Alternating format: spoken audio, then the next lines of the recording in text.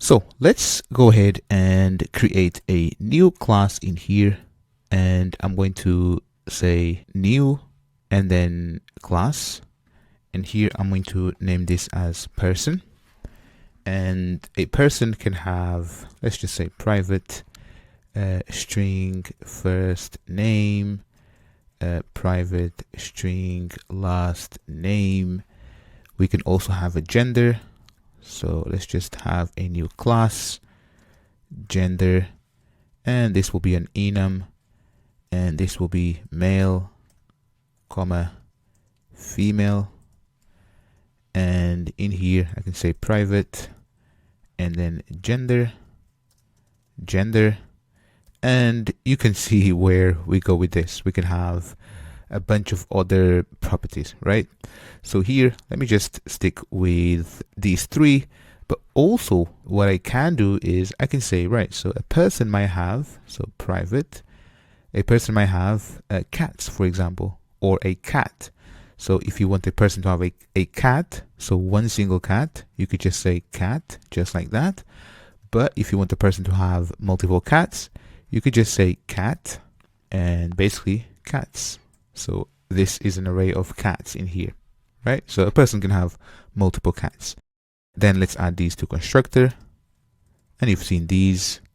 So let me just put this on a new line. Usually I tend to code with big fonts so that you can see properly. But basically now we need getters and setters. We also need, so toString, there we go. And we also need equals and hash code. So I'm just going to type equal. There we go. Next, finish. And you can see that this was super quick. Now let's go to main and let's construct this. So have a look. We have rows 1 and rows 2. So let's just have one person, and I'm going to say person, and let's just say that we have Alex equals to new person, and inside we have to pass the name, last name, and then gender. But also a person might not have a cat, so let's just have another constructor in here. So let's just say constructor, and we just pass those three, and there we go. And for cats, I'm just going to leave it untouched, but you can see how we can basically have full control of how we instantiate a person. So here, so now we can say Alex.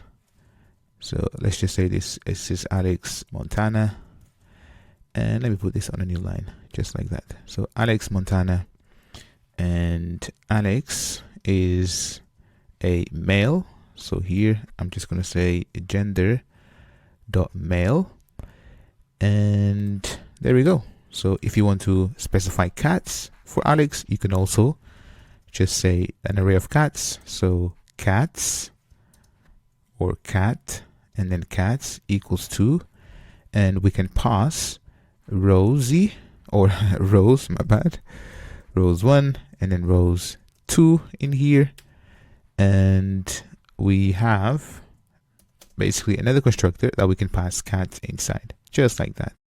So you can see how this is taking shape.